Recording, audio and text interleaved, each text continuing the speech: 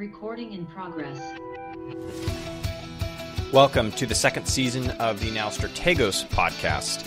Strategos is a Greek term which, roughly translated, means generalship, and it is part of the origin of the English word strategy. My name is Britton Jacobson. I own a few entrepreneurship endeavors, work a full-time W-2 job, and enjoy learning. I appreciate you being here. Let's get into the episode. Awesome. Well, then we can just dive in and start chatting about Rella. Okay. Well, thanks for coming back and being awesome. Yeah. Appreciate it. Thank you for having me. I wanted to ask about, we covered it a little bit in like the first time we chatted, but I wanted to get in a little bit more into the Rella side of things. You reached out to Natalie randomly, or were you specifically trying to work with Rella? Like, what was the connection there? Yeah, so it was totally random. Okay. And her and I laugh about it now. I actually have an episode with her on my podcast. I think it's episode 26. And you can go back and like hear us talking about how it all went down, because it's actually really funny. But no, it was completely random. So, January 2020, I started working as a student attorney in the Community Economic Development Clinic at my school. And it was really the time where this was the halfway point of law school. So a year and a half ago. And it was I realized like, okay, I do want to do social media. And as a lawyer, I want to be an influencer and a lawyer. How can I combine these two things? Like, this is what I want to do, but I don't know what that meant. And so my professor, he asked us to rank from 1 to 7 the types of work that we would be doing in that clinic. And it was like, business entity formation, mergers, acquisitions, nonprofit work, etc. And then he was like, in addition to these 1 through 7, I want you to tell me, because we would meet once a week. We were attorneys, so he was our partner. He was a supervisor, basically. Mm-hmm. And so we would meet once a week, and he was like, the first one, I was like, I want you to tell me, what do you want out of your experience in clinic? What kind of work do you want to do? How can I make this experience the best experience for you these next 4 months? And I was like, I think I want to do this. Like, I don't know really what that means. It's super, super new. Like at this point, it's new right now. So imagine a year and a half ago, like didn't even really, like wasn't a thing. And he was like, okay, like I will see what I can do. Like, I think that's really like I see your point. Like I see where you're going with this. And like, I see it. Like I'll see what I can do. And he's a fairly young attorney, mid 40s. So like, he's like, he got it. He was like, okay, like I can kind of see why this is something that you'd be interested in. And I assume that this is like social media, businessy stuff. So, well, the clinic was just business transactions. Like, yeah, I was working on a nonprofit merger / dissolution, like on the side. That was like my main project that semester. And then he was like, I found a trademark client for you. Okay. And she's an influencer. And I was like, okay, like, sure, let's do it. So I got licensed under the USPTO, the trademark and the patent and trademark office, as a student attorney. And I was working on filing trademark applications for my client and, communicating with the USPTO back and forth, making sure all the specimens, like the examples basically, and, making sure that she had everything she needed to get the trademark filed, which I'm pretty confident that it went through. It's a very long process. So by the time I was done, it was still ongoing, but he has told me that like we had no issues after all. And like, I think either we're still waiting for it to be publicated, or it already was, which is cool. And we laughed about the other day. He was like, what client did you have again? And I told him, and he was like, oh yeah, I remember that time. Like good old days. But yeah, so I'm really grateful for him. Honestly, he has become one of my mentors and like truly one of my really good friends. Like the weird thing about law school that people don't tell you, which is there's a lot of things they don't tell you, is, which I have a whole podcast episode on that too, is that your professors it's not like high school and college where it's like they're your teacher and you never see them. Like, unless you're in a small town, you typically don't see your teachers outside of school, right? in law school, they are your colleagues.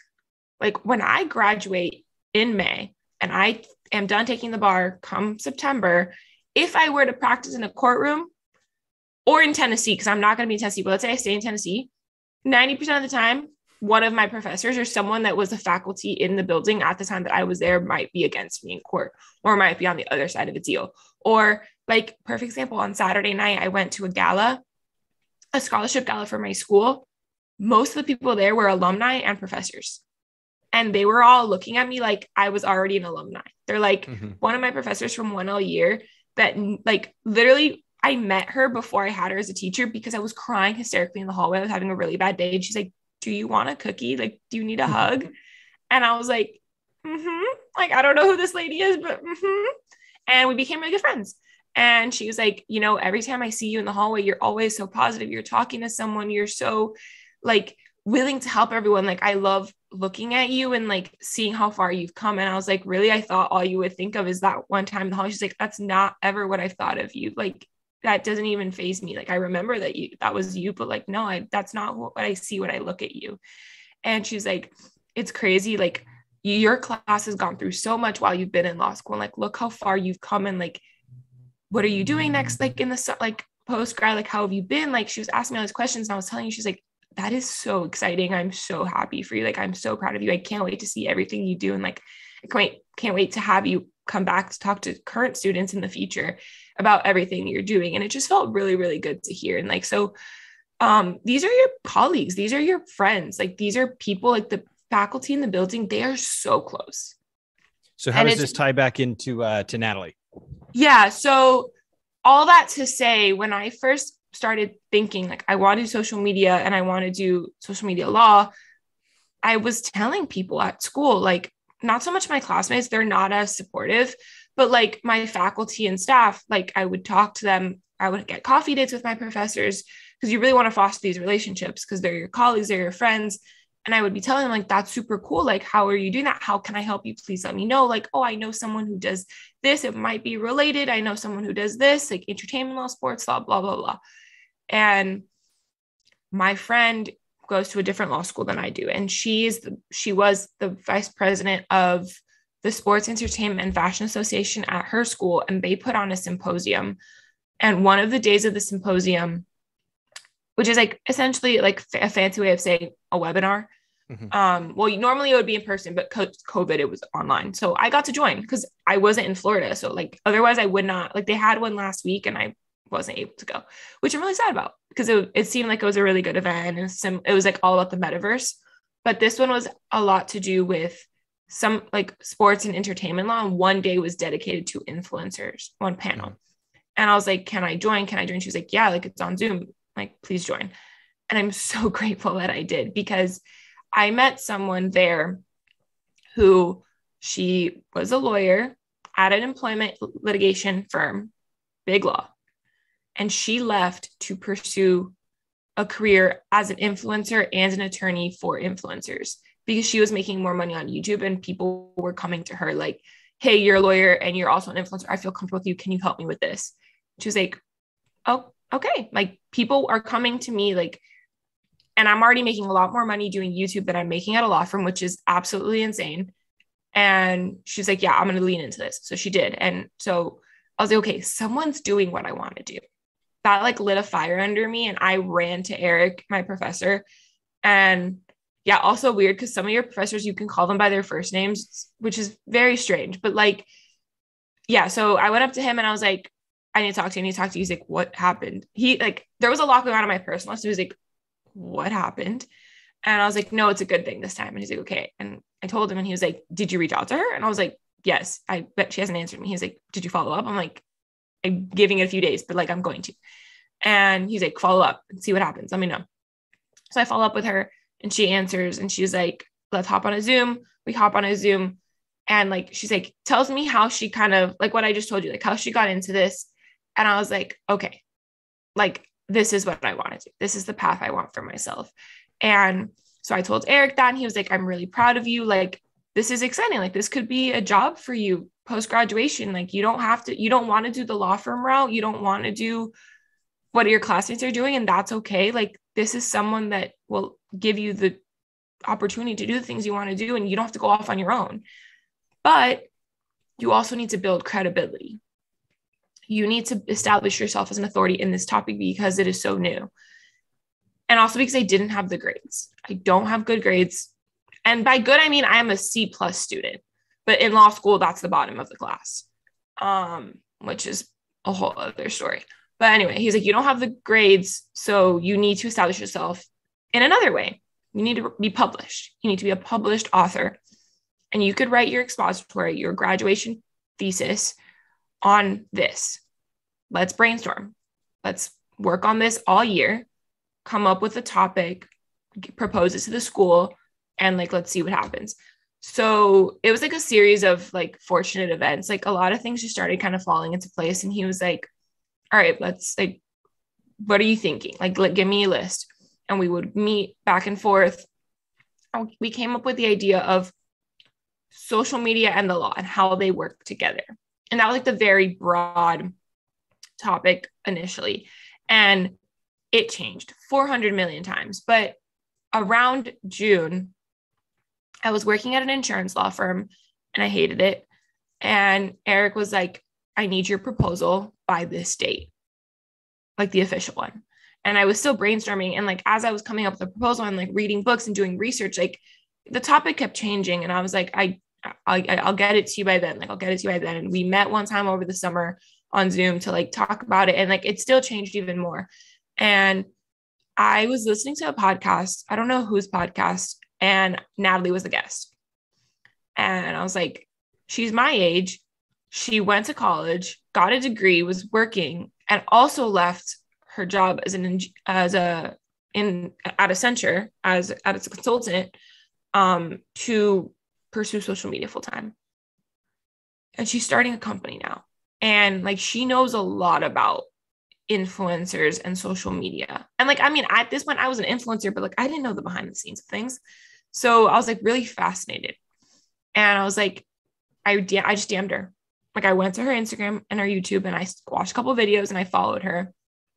And I reached out to her and I was like, hey, like, I see that you're doing this. I think it's super cool. I'm a law student. I have to write a paper to graduate and I want the paper topic to be about this.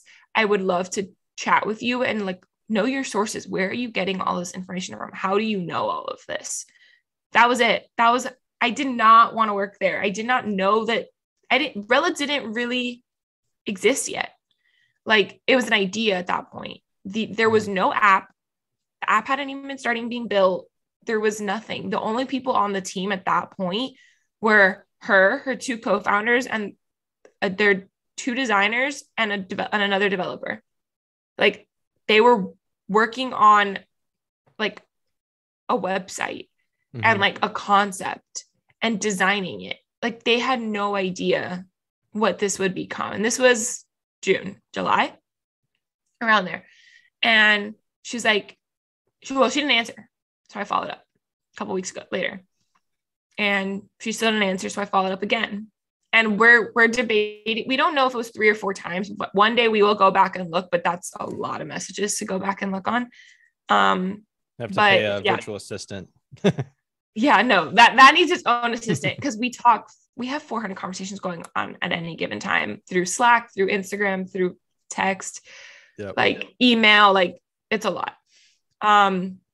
So we have like a standing 30-minute call every week. And I promise you 5 minutes of work gets done. And the rest of the time it's like us eating shit, talking, because we just have so much to tell each other always.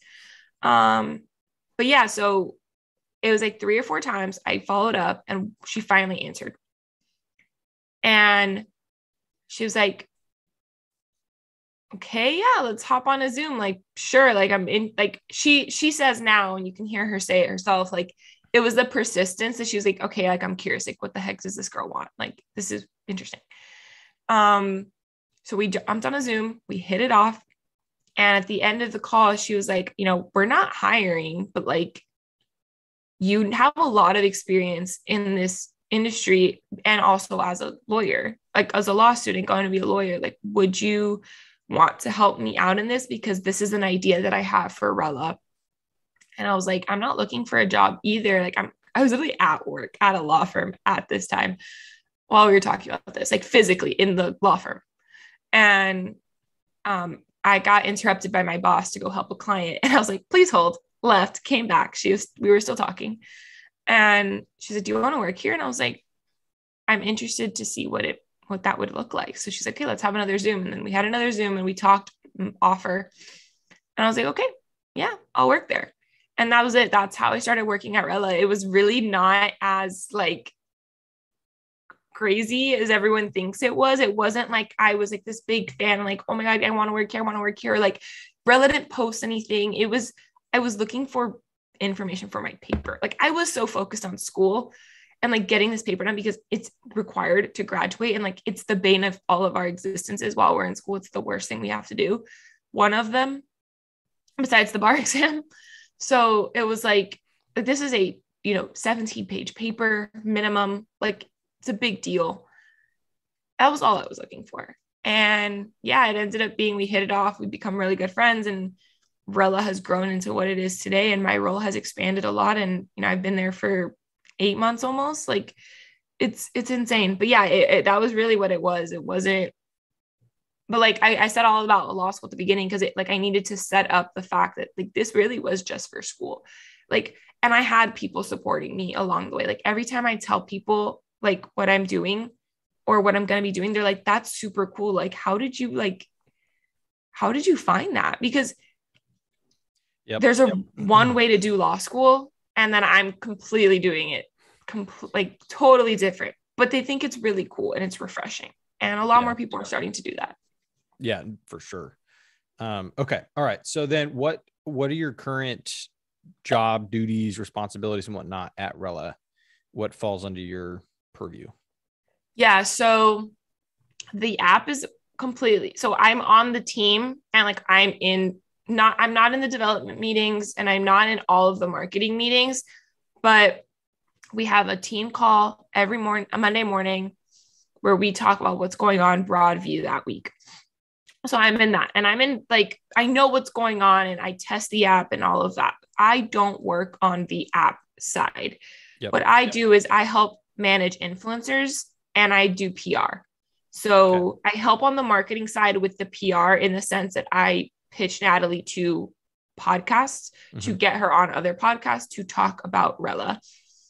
And I help with marketing campaigns and finding influencers, sourcing influencers, building partnerships for influencers and Rella. And then we manage a couple influencers. So I help with their brand deals that are incoming, or I pitch them to brands and I negotiate their contracts, and I help them partner with brands. So what do you use to manage the influencers and whatnot? Use like Excel spreadsheet, or like, what do you use? All email and all us. It's just like we have Excel spreadsheets that do help us, but it's really like, especially with the campaigns and stuff, like the girls that we manage ourselves, like it's just us. Like a lot, it's all through email, text conversations. Yeah. But yeah, that's pretty much what I do. I am on the Rella team, but I do more of the marketing and social media management, influencer side, PR, that kind of thing. Got it. Okay. Well, all right. So then back to big picture influencing and creator economy stuff. When you look at the future, what are your thoughts on, so for instance, some of the things that I've seen, I found Natalie through Shelby Church. And I'm a huge fan of Shelby. I think she's awesome. And so one of the things I've seen is a lot of the creators that were growing and doing pretty well, like the last 3, 4, 5 years, right in there, like currently are like struggling with content ideas and struggling with knowing like what they want to do, what sort of things they want to be working on. They're willing to work, but they feel like they don't have a good grasp of what sort of stuff they want to do. And Shelby's an example of that. Several other, influencers and YouTubers and whoever else that I follow, I feel like kind of fall in the same boat.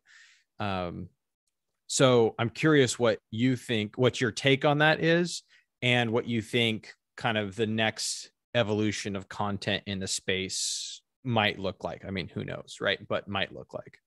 Yeah. So with the first part, I think a big reason that is happening to a lot of creators that have been doing this for a while and who had established followings and, were full-time influencers, so to speak, is because now TikTok has come in and created a whole new category of influencers, and the micro influencers have taken over. And like, it's, very, curated niche content, or, you go to certain people for certain things, like, and so the people who are very broad lifestyle creators have kind of struggled with, still being a lifestyle creator, because people are gravitating towards like following one person for this, another person for this, and a third person for this. Mm-hmm. And people have lost their attention span because of TikTok. People don't want to watch YouTube anymore.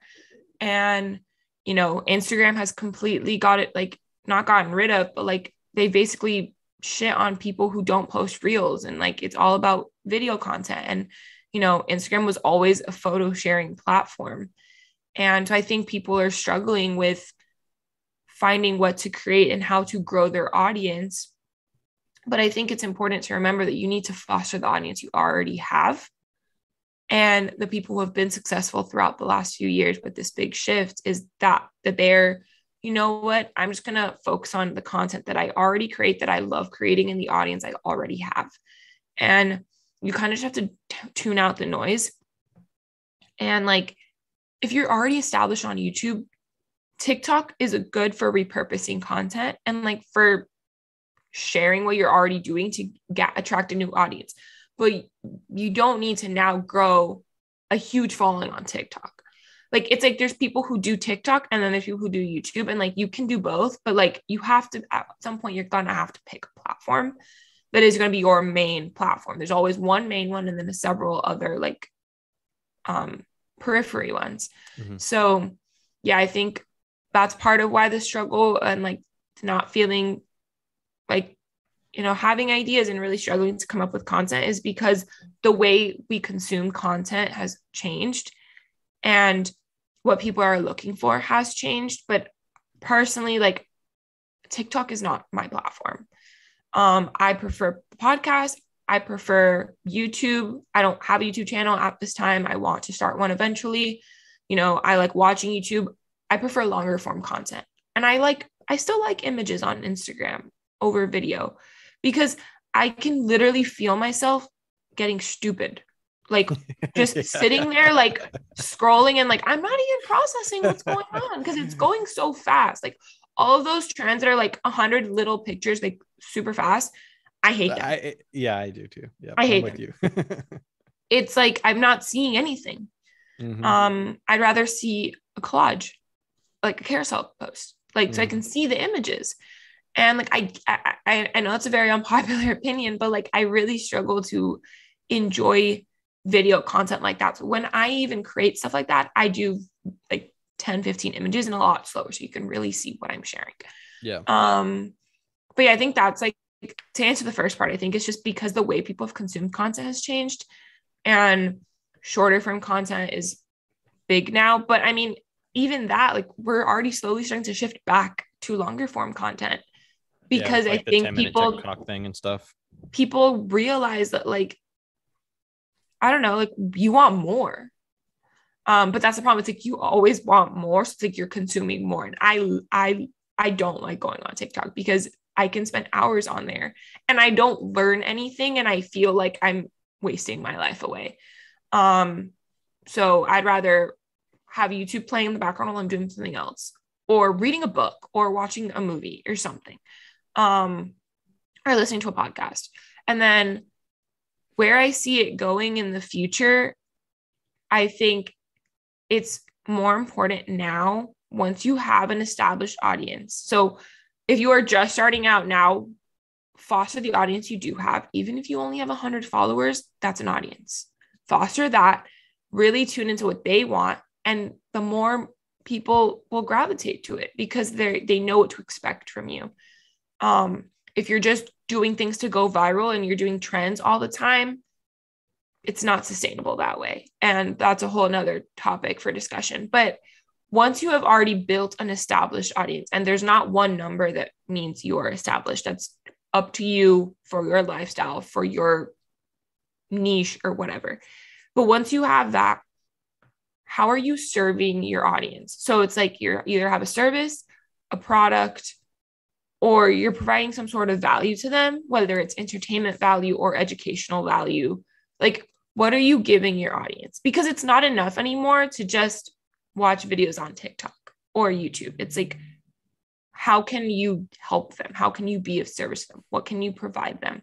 And I think that's the big shift, is people becoming entrepreneurs. Like, influencing has become a career path now, but the influencers who are going to sustain themselves long term, they're not just influencers. They're not just full-time influencers. They're going to be entrepreneurs, business people. They're going to have businesses, whether that's Rella, like an app like Rella, or it's a clothing line, or it's merch, or it's a book, or becoming an actress or a singer, or, you know, you need to diversify your reach and your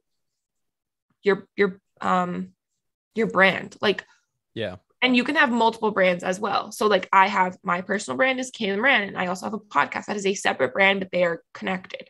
There's a couple other things that I'm working on in the future, you know, but it will be connected to me, obviously, because it's me, but it's going to be a different brand. And then I'm going to always have my legal career as well. Natalie has Natalie Barbu, her platforms, and then Rella and a couple other business ventures, you know, down the road, potentially. Like Shelby Church, she has, you know, I forget the name of it now, but the Palm Springs Airbnb that she's doing. Racquetball club. Yeah. So I knew something with a sport, but I couldn't remember exactly. I have yet to have my coffee this morning. But yeah, like, you know, or Serena Kerrigan, Let's Fucking Date. Like, you know, Mariana Hewitt and Lauren Ireland, Summer Fridays. Like, you see, like, these people, like all the girls who have clothing lines, like, you have to diversify your platforms. And I think that's the future of it. Like, you can't just do it like, oh, I want to have 100,000 followers and I want to make money on Instagram by posting pretty pictures. Like, that's not enough anymore. So, okay. So like on that line, I'm something I've always wondered when looking at the majority of influencers in this category is, it seems to me like you mentioned, like merch, right? Everyone and their mother has merch, right? And I only need, you know, 2 or 3 sweatshirts. I don't need 500. Yeah, I'm not a merch person. My basic question is, like, why do you think there's so little creativity from naturally creative people? Why do you think there's so little creativity when it comes to that, you know, essentially that diversification? Like, I don't get it. It's the status quo. It's people seeing what other people are doing and they're being successful, so they're going to copy them because it's tried and true, instead of doing what's authentic to them. And little by little, we're starting to see people do things that haven't been done before or haven't been done the same way. I was talking about this with a friend last week or the week before. Like, I have a couple of business ventures that I'm planning that I have in the works, just like very surface level, like concepts at this point, because I'm still in school. I don't have the money to do anything, but like in the future, but I'm already starting to brainstorm. And it's like, a lot of my ideas have been done before, but not in the way that I'm doing it. So that's what's going to make it unique to me. And because no one else is me and has my experience and background and perspective and vision, it's never going to be replicated, even if someone tries to copy what I'm doing later. You know, and I think if I were to just, you know, like one of the ideas that I have, and I'm not going to say what it is, but let's say like, I see someone else doing something like that and I just go and copy their business model. It might be successful, but would it be sustainable? I think there's a difference between that success and sustainability. Like, they're two different things. Hello. I hate to interrupt this episode and this awesome conversation, but if you have just a few seconds, do you mind hitting the like button and subscribing if you're watching this on YouTube, hitting that notification bell? And then if you're listening to this on Spotify or Apple Podcasts or something along those lines, then please take the same time and just hit the follow button. I would love to have you be a permanent part of this journey. And that's all I have. Let's get right back at it. Yeah. Yeah. I also wonder if there's, well, I think, I don't just wonder, I think that there's also a factor of truly doing something different in the category of different that we're talking about requires a lot more work than taking a sweatshirt and putting a different design on it, right? Like there's established systems for, merch product. There's established systems for, a drink product. And I think that when it comes to I'm going to do something truly different or truly diverse from, what's a more common tried and true option, there's a huge learning curve to it. Often that means you have to be working quite a bit, more to achieve it. So like, I feel like the situation with Shelby and Racquetball Club is a great example, right? She has no experience in actual Airbnb management and, whatnot, but she did a couple of videos with Airbnb managers on her main channel. And she and her sister go and buy this place in Palm Springs. They go through this renovation process, and thankfully for her dad was, able to be involved. She mentioned him helping a lot and things like that. And she was able to monetize that process right through her vlogs and a little bit on her channel. I think she did like 1 or 2 videos. And then, but right after that, she was like, all right, I'm done. Like that was way too much work. Right. But right now what she's doing, she's actually, looking at doing another spot potentially in, I think like Joshua Tree. And so that's when I think of an influencer like that, right? She's got 1.6 something follower, 1.68 million, I think, on YouTube, right? If she built 4 or 5 different Airbnbs across the country, like she has people in all those areas, visiting all those areas that she has direct marketing to, right?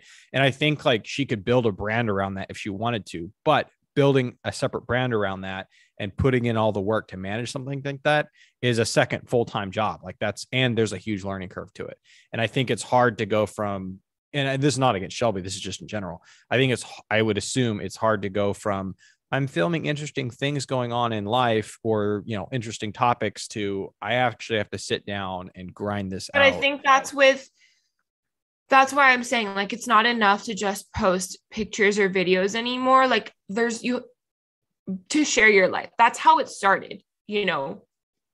Natalie, for example, even me, I started a YouTube channel when I was 15 too. Did I pursue it? No. But if I would have stuck with it, I could have gotten to the point where Natalie is at now because we started at the same time. We're the same age. We're a year apart. All of these girls start off just sharing their life, YouTube, online. Yeah. They have transitioned into business people because being an influencer is a business. Being an influencer, managing brand deals, partnerships. In order to be a full-time influencer, you have to be making a significant amount of money and you're going to have team. Like there's no way you're going to do it on your own. The people who do it on their own, like, I don't know how they do it. And there are very few of those people because they need teams. So you gain experience running a business doing this. So you can actually transition it fairly well to a different type of business venture. But yeah, there is going to be that learning curve and you're going to need a different type of support team. But you have management experience, you have team experience, you know what running a business is like. So I think you need to go into it. Like if you are going to be an influencer now, it's not enough to just be an influencer. You're going to have to be a business person. You're going to have to treat it like a business. It's not enough to just share your life online anymore. And if you are doing it as a completely side hobby, and if you make money on the side, great, but like you're not looking for it to be like, if you are a doctor and you're just creating content online on TikTok about what it's like to get into med school or how to get through med school or how to become a doctor, and you are always going to be a doctor, then that's a different story. Originally, that was my plan, to just share my life and my experience of law school and pursue a career in traditional law. I realized that that was not the path for me. I'm actually a business person. I'm actually an entrepreneur, and I'm going to use my law degree to allow me to do more things as a business person. AKA, I don't need to hire a lawyer to do some of the contract work for me. I can do it myself. If I want to file a trademark for my business, I can do that myself. And I have friends who are lawyers in those fields that are helping me do those things. And of course, I'm paying them, but like they are allowing me to do it myself. So I learn how to do it. So then eventually, if I want to pursue that area of law as a lawyer for other people, I have the experience to do so. But like, it depends. Like you have to think, you have to have a vision. Like, what kind of influencer do you want to be? And that can change over time. That's totally okay. But like, from the outset, are you doing this as a hobby or as a business? You have to be strategic about it. And I think, nowadays, if you want it to become a business later, you have to start off with that mentality. If you are just doing it for fun and it turns into a business later, that's great, but it took these girls 10, 15 years to get there. So think about that. Versus if you just do it as a hobby for fun and you don't plan for it to become a business of its own, if it does by happenstance, great. But if that's not your goal, then that's okay. You can just do it for fun and you can do it kind of aimlessly. But I think the reason why the TikTok girls who are sharing how to become an influencer and how to make it a business is so popular is because there's a strategy behind it. And it's a personal strategy to every single person, but there needs to be a strategy. And I think that's the vision, the shift that we're going to see in the future is that what's your strategy? What's your goal? What's your end goal? And of course, it's going to change. And like more and more people are coming up with multiple businesses, like Sivan Ayla. She had Lux Unfiltered first because everyone would ask her about her tan. And then she came out with a bathing suit and workout wear line. Her friend Lily came out with the bodysuit collection because that was her go-to thing. These people like Amber Filler up with Day, like the hair care brand. Like they took things that were natural in their own lives that people were already asking them about and made that a business. But Amber also came out with a hair extension line. Actually, don't know which one came first, but like they each have multiple business ventures. So it's like, be strategic about it. And it's going to evolve over time in and of itself. But like, you have to have a strategy. And I think that's the vision for the future. And that's what I'm doing. Like, again, like I said, like I thought I was just going to share my life online as I was going to be a lawyer and bring you along the process to show that you can be a lawyer and also be creative and be fun and have a life outside of the law office. But I realized in reality, like that's not the life I want. I actually am a business person at heart, and I'm going to pursue being a business person and share that side of my life online.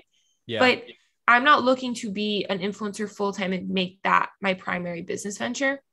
I'm going to have other businesses and I'm just sharing the behind the scenes of all of those as an influencer. And I think that's where we're going, that these girls, Shelby is going to be managing multiple Airbnbs and she's just sharing the process with you on YouTube and on Instagram. But like her main role and her main financial venture is going to be the actual Airbnbs themselves, not talking about Airbnbs on YouTube. Yeah. Yep. I like that. Okay. So another factor that I've been mulling around and over is, and obviously we're broadly speaking, or about to be broadly speaking, is guys versus gals in the influencer space, right? So when I look at the space, and like I've been perusing it for a while now, at the very beginning, a lot of like the YouTubers who got big were like on the guy side, right? Casey Neistat and like these big YouTubers and Jesse and like all these, like those sorts of characters, at least from, this is my journey. So like, again, it could be totally different for other people, but like, those are the people like, oh, we all know their name. And then like, fast forward 10 years later, I've now started discovering a bunch of females who have, millions of followers. I'm like, I never even heard that person's name. But then when I look at the current space, I don't see any guys really doing much influencing or creating, other than some in like financial space and some in, dang it, what was the other one I was thinking of? I lost it. Some in the financial space. And I guess you have some in like the different DIY and project spaces, things like that. Right. But when I think about Instagram, TikTok, like actually like focusing on influencing as a business, I see majority female. Like take Rella, for example, the Rella Slack group. Like as far as I've seen so far, I'm the only dude in there. And I'm like, I'm not even really an influencer creator. Well, I guess I'm sort of a creator because of the podcast and things like that, but I'm not really an influencer. It's just one of the things that I, pursue and I'm interested in from a business perspective. And so I don't know, I'm curious, like if you have any thoughts on that, or like, cause I don't know quite what to make of it. Like when I think about me growing in the space, I'm like, how would someone like me grow in the space when I feel like there are fewer guys who are doing this sort of thing versus gals. And there's way more vloggy stuff and day in my life stuff and chatty vlog stuff, right? I never see guys doing any content like that. Maybe if there's a couple, they'll do something along those lines. Yeah. But I don't know. I'm just like, that's just a general thing that I've been trying to parse through. Curious if you have any takes, hot takes. Yeah. So I know there's a couple other guys in the Rella group, but I think you're one of the more active ones. But with like, so I know there's a lot of gamers too. So yeah, there's a lot of DIY. That's the one I forgot. That's the one I forgot. Financial, like advice stuff, business related content, productivity, like Gary V, and then like gamers. And I know those are super popular. And yeah, I think those are the men who want to be in the creator spaces. They're usually the fields that they kind of go into. Who's to say that more won't do like the vlogs and day of their life stuff? I think it's just like a society perception thing, maybe why they don't do it. Not that anything is like no one's gatekeeping them from doing it. Yes. It's them themselves to just want to do it. But I think maybe like, because it's like perceived as like, oh, it's a girly thing to do. Mm-hmm. I don't know. Yeah, I don't know why there isn't more guys doing that side of things other than maybe the societal perception part of it. But I think, yeah, I notice that a lot of times when I do see guys on my YouTube or anything, it's like in a couple, like, which is fine. I will not be one of those people personally, like to bring my partner into like my content. If he wants to be a part of it, sure. But like, I'm not going to make him, and I'm not making a couples channel. That is totally not my thing. Natalie and I talk about this all the time. We're soft launch. Well, she has a boyfriend, but like I will soft launch, and like I like casually here and they're like, oh, like if the door slammed, it's like, sorry, he just got home. Like, but like I'm not gonna be like, hey, come here, like come say hi to the vlog. Like, no, kill me if I say those things. I will not make a couple YouTube channel. My Instagram feed won't be like, what the heck is going on? Okay, whatever. My Instagram feed won't become, the power is like coming in and out. So sorry. It's all good. But I won't be like that type of person. But I think. So let me ask you about it from this angle, right? When smaller influencers are thinking about creating content, right? I would think there's a difference between creating as a gamer, right? I'm creating content that I think, 15-year-old, 12 to or 10-year-olds and above young, boys, young men like want to watch, versus like maybe when I'm doing a chatty vlog, it's more in line with like what I think, younger females and whatnot want to watch. When an influencer is thinking about their strategy, how much of it do you think comprised or should be comprised of them saying, this is the sort of stuff I want to do? Like maybe I want to do a chatty vlog, and maybe not, it's not really my style, but I'm just saying versus like saying, well, I feel like the audience that I want to target is going to interact more in line with X content. And I'm sure there's a balance there, but I don't know. Do you have any thoughts on it from that standpoint? Strategizing your content? It is a balance. I think you need to think, what is your target audience is one question you need to ask, but also the printer. What is the content? Okay. What is the content that you like to see yourself? What do you want to watch? What content do you wish? Can you turn off? Printers are the worst. They always are acting. I hate this printer with a passion. So the first, you need to think, what is your target audience? And that can change over time, and it will change as you grow and you evolve as a person. But also you need to think, because you're going to evolve as a person, what pillars of content do you want to have? And then also, what's the content that you want to see? What content are you feeling like is missing out there? Where is there a white space?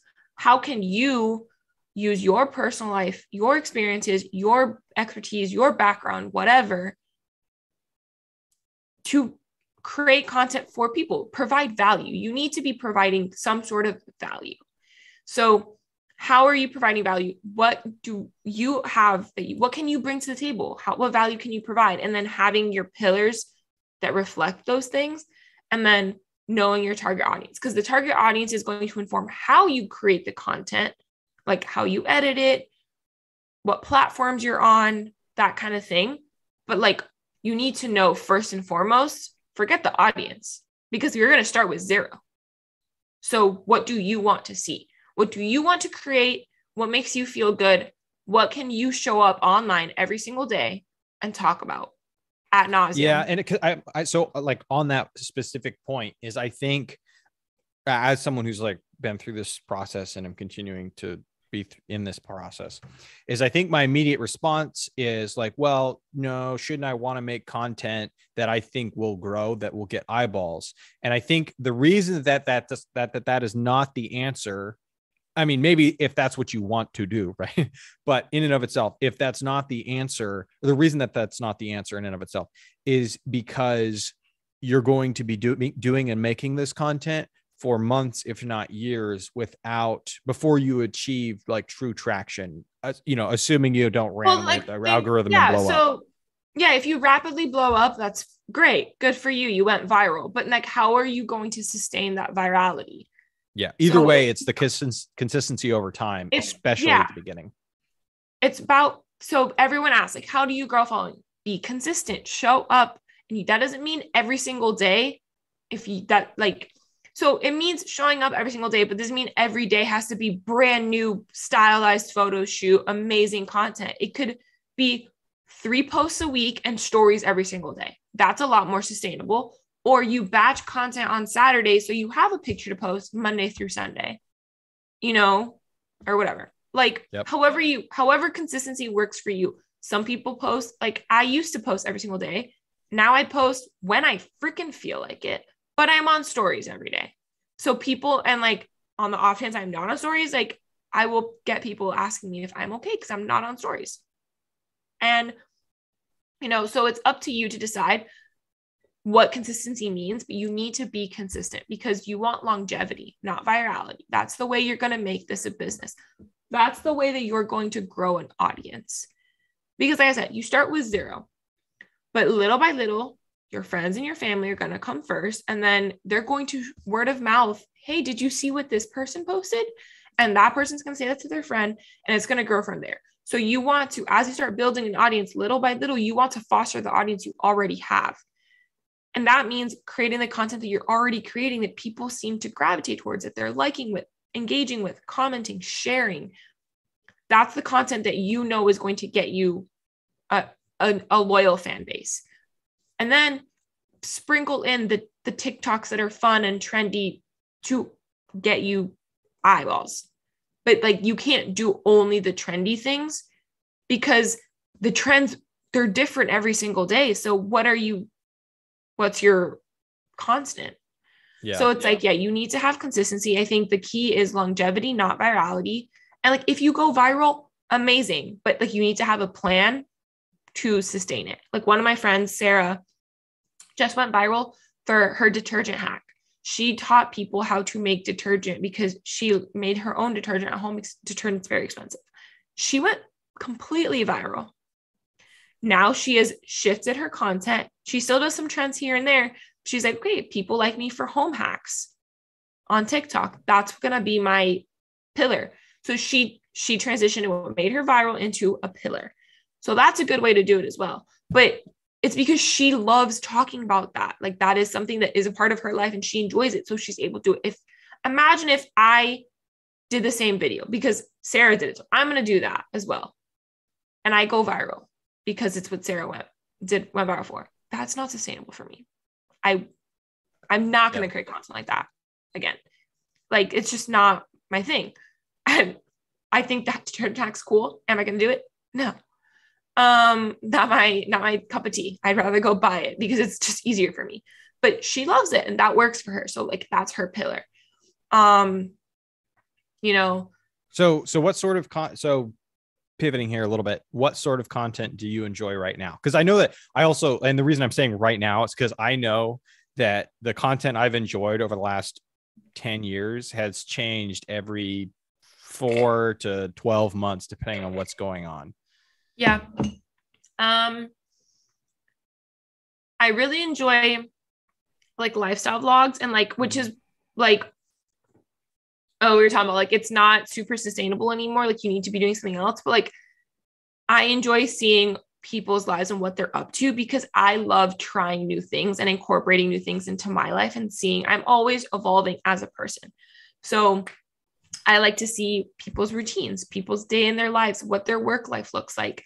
And that's just me personally. Like, I'm not one to watch like one person for just this. I like a variety of content. So I like watching people kind of talk a little bit about everything. I'm not super into like the niching down thing, and I don't consume that content either personally. That's a very unpopular opinion.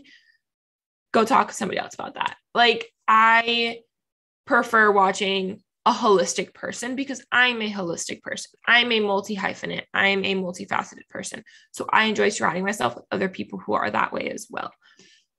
So that's the content I like to see. You know, I like watching productivity type stuff, like business related things, because that's kind of where I'm at in life. And I love hearing about people's like careers, like vlogs. So like day in my life as a lawyer, day in my life as a doctor, day in my life as a nurse. Like I love seeing those types of things because I'm like, how do they navigate having a full on career outside of creating content? Because for the last few years, that has been my life. My career is a student. And then I've also had a life online. So I think, yeah, those are the types of content I create, but I know, and then the type of content I consume and the type of content I create is very similar. I use Instagram and TikTok and kind of as vlogs. I just vlog my life on stories and on TikTok. And my podcast is a way for me to connect with other people and share their stories and be a vehicle for them to share their stories. And I'll share my stories every once in a while here and there on my podcast.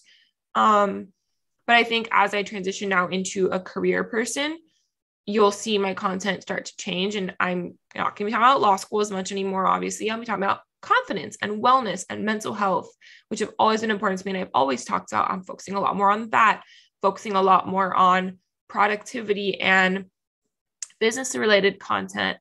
And, you know, the behind the scenes of starting my own business and, you know, finding a career path for me as a lawyer and, you know, like that kind of thing. So I think it's important to, yeah, the content you're going to consume is going to evolve as you evolve. And it's important to keep evolving, which is again, why the whole virality thing doesn't work, because your audience is going to evolve. And if you're not evolving, they're going to drop you. So you want to be evolving with your audience. And that way you're also attracting a new audience every couple months when what you're talking about changes. Like, for example, like this is a bad example because she's more of a entertainer than an influencer, but Jojo Siwa, like, you know, she's like what, 19, and she was still dressing like a 15-year-old or like a 12-year-old, and like her audience was little kids. She's now an adult and trying to change her audience to match where she's at in life, which I respect. I just think it should have happened a lot earlier for her, and she's struggling with that now because her audience was so like one demographic, but she was in a completely different space in her life. And so I'm interested to see how that works out for her. And I wish her all the best because, you know, she could be a really great role model for so many people, but she almost didn't allow herself to be because she was focusing on the audience she already had that was bringing her fame and money and success. So other examples are actors who get typecast in roles, or think about Disney Channel stars. These people are playing 16 and 17-year-olds and they're 30. Yeah. And then they're stuck playing high school roles forever. And then it gets to the point where they're like 50 and now they can't work anymore because we only knew them as teenagers. So yeah, Matthew, did you ever listen to Matthew McConaughey's story when he was doing like his PR tour for his book, Green Lights? No, I didn't. Yeah, so he talks about this. He did like with Tim Ferriss. He might have done a Joe Rogan. He might have done another one. But basically, he was being typecast as like the romantic comedy character. Oh, I do think I saw this on an article, but I didn't like hear the story, like the podcast. Yeah, so like he basically was, you know, he wanted like legit roles, and he would take them to, you know, he would find a legit role or whatever, and he'd take it to producer, and producer's like, no, or director or whoever, and be like, no, like you're really the comedy guy. So finally he told his agent, like, all right, I'm not responding to any like, you know, asks for me to be in a romantic comedy. I'm only interested in serious roles. And basically he stopped getting phone calls for like 18 months or something crazy, like a really long time, zero work. And then finally one day someone called about one thing, and then, from there it developed. But he literally had to go into like basically blackout mode, would not do anything, with crazy, right? But that's a great case in point of somebody who's like committed to saying, I know where I want to go. I'm willing to commit to the pain in the moment that it's going to take. And that's where like JoJo's at, right? She wasn't willing to endure that pain, a few years ago or however long. And I mean, that's fair. I mean, it's hard. It's totally fine. Yes, exactly. It's hard. But I think, as I'm saying, you have to have a vision long-term. Yes. And every couple months you need to check in with yourself. Am I still on that path? Has that goal changed? That's okay too. And for like, my goal has changed a lot. Like, if you could have met me, I was talking about this yesterday with someone really close to me. Like, if you could have seen me 3 years ago, like I was telling him, I was like, when we met 2.5 years ago, neither of us were in the right headspace to be in a relationship, which is obviously why it didn't work out. But like, we've both come a really long way in those 2.5 years. Like, we're completely different people. We want different things now, and our visions have changed and we have changed. And that's kind of where we're at the point now where it's like, okay, like, but it's the same thing. Like, you like, it's okay. The vision has changed, but like, are you still working towards the old one, or have you evolved and pivoted to work towards the new one? Because if you're still working to the old ones, but the vision has changed and you haven't checked in, like, you're going to go nowhere. And it's scary. It's really hard to stop doing what is working for you and take that blackout period. But I think it's more rewarding when you do.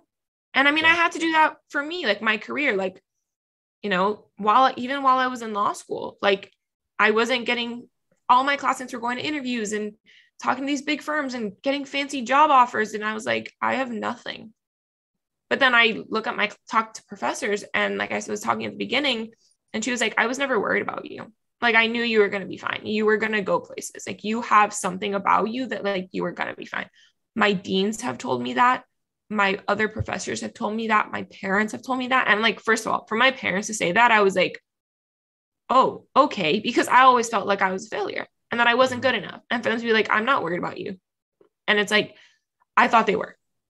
I genuinely thought that they thought I was crazy for wanting to pursue the social media route. And they definitely are cautious, but they're like, we support you. As long as you have your ducks in a row and you know that you need to support yourself enough to pay car insurance, health insurance, 401k, buy a house, sustain yourself like financially, do whatever the hell you want. I support you, because we know emotionally that's what you need. And they know that because they've seen me in the last couple of years really come into my own through my mental health struggles.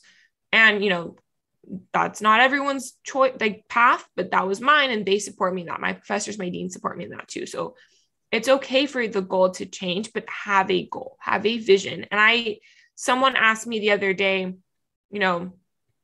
how am I so confident? How am I so sure of myself when I don't have a job offer and I don't really know what's going on in my career? And it's like, I look at my life in 5, 8, 10, 15 years from now, where I want it to be. And it's not a goalpost, it's just a vision. And I work backwards. How am I going to get there? And that's kind of how I'm doing it. And, evolving as I go. It's not a hard and fast rule. And I think with being a creator, it's the same thing. It's like, you don't have to know a business venture you're going to do right now when you start, because that's probably going to change, but have an idea. Do you want this to become just a hobby, or do you want this to become a sustainable business enterprise?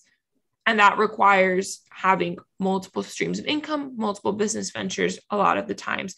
And that could just be Instagram and a podcast. Those are two different platforms. Those are two completely different business ventures. They're related though. Or, YouTube and a clothing line or a book or whatever. There's so many things you can do as a creator now, guy or girl. And, I think that's the beauty of it, is that you don't have to follow what someone else is doing to be successful. and you shouldn't. Yeah. And, you know, try a little bit of everything from everyone and see what works for you. Create the content that you want to see and have a vision for yourself. And that's why I like following lifestyle creators and like watching like vlogs, because it's like they're just being themselves. And I get inspiration from them being themselves as much as they're willing to show us, because obviously that's not all of them. Mm-hmm. Because then it inspires me to show up as myself every single day. And I hope by me doing that, I inspire other people around me. And that's just, you know, that's always been my goal. And I think that should be everyone's goal, is that like by showing up online, creating the content that you want to see for yourself, you are helping people or inspiring people or entertaining them or whatever. But at the end of the day, you are providing value to them in some way, shape, or form. Yeah. Yep. I love that. I love the providing value to them in some way. I think that that's really key. Yeah. So I like that. That's a good place to end. Yeah, I think so too. If not, we'll keep going forever. But I do have. I know, the whole time we're talking, I'm like, there's so many things. There's like, you know, so many tangents. We could talk about literally everything. So yeah, I have a 3L appreciation luncheon at noon, and it's 11:10, so I really should go. But I'm glad that I got to come on again and talk about this. And as always, like, you know, I'll happily come on and talk about anything else or anything your audience wants me to talk about, or they can come chat with me always. But yeah, I think just like parting thoughts, like I think, like I said at the end, like it's just important to like work backwards, like look at yourself, like look at the life you want for yourself, and how are you going to get there? How is the career path you're on, what you're studying, who you're with, like the friends you're with, the partner you're with, who you're surrounded by, like your environment, like how is all of those things going to get you where you want to be? And if you think that one of them is not working out for you, it's time to look inward and really reevaluate that. And that's so scary and it's so hard. But I was telling him yesterday, like I truly like would not be where I am at today, who I am today, had I not come to law school and everything that has happened to me or happened for me happened. Like it all works out the way that it was meant to, as much as it sucked at times. But you know what? Totally. We made it. We're here. And now I have 38 days till graduation, which is freaking nuts. And I just can't freaking wait. So yeah, I'll leave you guys with that. Exciting. It's very exciting. And congratulations, of course, on all your hard work. Thanks. And I hope you have an awesome luncheon. Thank you. I'll talk to you later.